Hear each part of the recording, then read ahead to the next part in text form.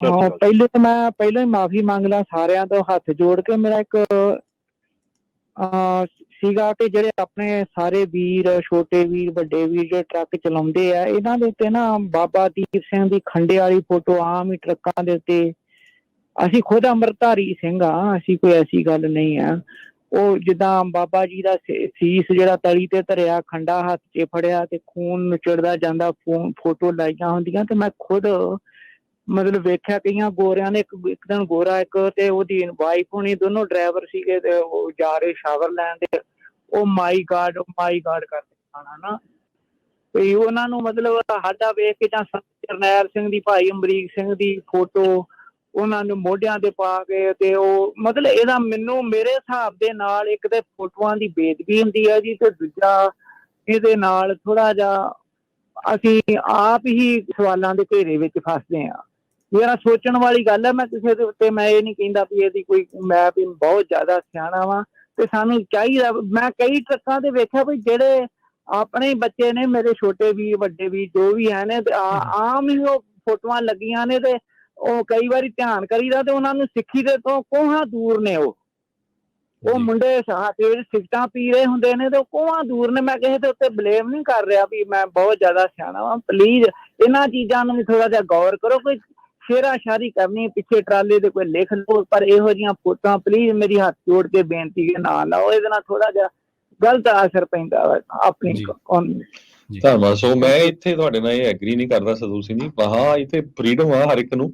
ਮੈਂ ਤਾਂ ਬਹੁਤ ਖੁਸ਼ ਹੁੰਦਾ, ਬਹੁਤ ਵਾਰ ਜਦੋਂ ਹਾਈਵੇ ਤੇ ਜਾਂਦਾ, ਕਿਸੇ ਨੇ ਸੰਤ ਜਰਨੈਲ ਸਿੰਘ ਉਹਨਾਂ ਦੀ ਲਾਈ ਆ, ਬਾਬਾ ਦੀਪ ਸਿੰਘ, ਠੀਕ ਆ। ਤੇ ਉਹ ਹੱਥ ਤੇ ਜਿਹੜਾ ਸਿਰ ਆ ਉਹ ਨਾ ਦੂਸਰੀ ਲਾ ਲਓ। ਸ਼ਹੀਦ ਭਗਤ ਸਿੰਘ ਦੀ, ਕਰਤਾਰ ਸਿੰਘ ਸਰਾਭੇ ਉਹਨਾਂ ਦੀ, ਦੀਪ ਸਿੱਧੂ ਦੀ, ਸਿੱਧੂ ਮੂਸੇਵਾਲੇ ਦੀ, ਅਗਲੇ ਨੇ ਆਪਣੇ ਜਿਹੜੇ ਫੈਨ ਆ ਉਹਨਾਂ ਦੀ ਲਾਈ ਆ।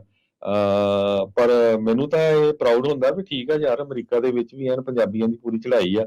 ਹਾਂ, ਇਹ ਗੱਲ ਜ਼ਰੂਰ ਆ ਵੀ ਜਿਨ੍ਹਾਂ ਨੇ ਇਹ ਲਾਈਆਂ ਆ ਨਾ, ਉਹਨਾਂ ਨੂੰ ਘੱਟੋ ਘੱਟ ਇੰਨਾ ਕੁ ਜ਼ਰੂਰ ਦੇਖਣਾ ਚਾਹੀਦਾ ਵੀ ਮੈਂ ਕੋਈ ਗਲਤ ਕੰਮ ਨਾ ਕਰਾਂ ਜਿਹਦੇ ਨਾਲ ਮੇਰੀ ਜਿਹੜੀ ਕਮਿਊਨਿਟੀ ਆ ਉਹ ਬਦਨਾਮ ਹੋਵੇ। ਹਾਂ, ਪਹਿਲੇ ਤਾਂ ਮੈਂ ਪਹਿਲਾਂ ਹੀ ਮਾਫ਼ੀ ਮੰਗ ਲਾਂ ਸਾਰਿਆਂ ਤੋਂ ਹੱਥ ਜੋੜ ਕੇ। ਮੇਰਾ ਇੱਕ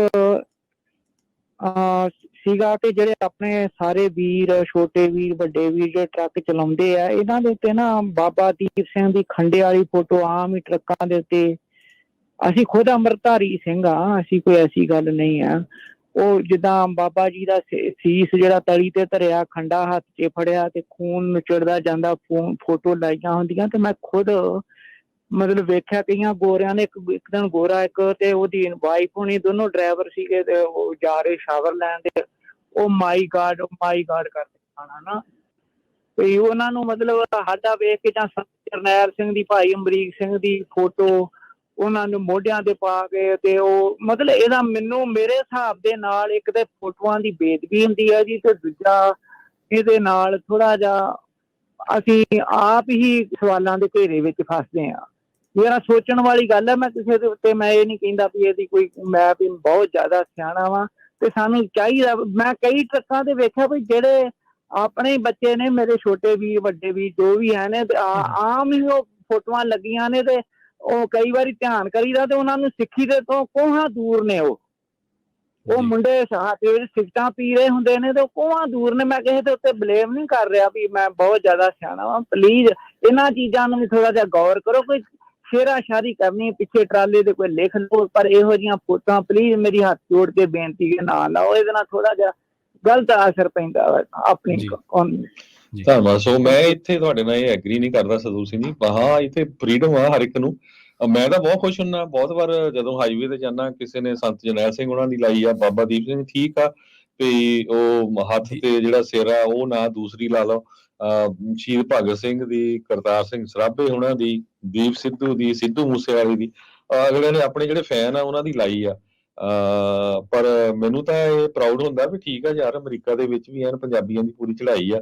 ਹਾਂ, ਇਹ ਗੱਲ ਜ਼ਰੂਰ ਆ ਵੀ ਜਿਨ੍ਹਾਂ ਨੇ ਇਹ ਲਾਈਆਂ ਆ ਨਾ, ਉਹਨਾਂ ਨੂੰ ਘੱਟੋ ਘੱਟ ਇੰਨਾ ਕੁ ਜ਼ਰੂਰ ਦੇਖਣਾ ਚਾਹੀਦਾ ਵੀ ਮੈਂ ਕੋਈ ਗਲਤ ਕੰਮ ਨਾ ਕਰਾਂ ਜਿਹਦੇ ਨਾਲ ਮੇਰੀ ਜਿਹੜੀ ਕਮਿਊਨਿਟੀ ਆ ਉਹ ਬਦਨਾਮ ਹੋਵੇ।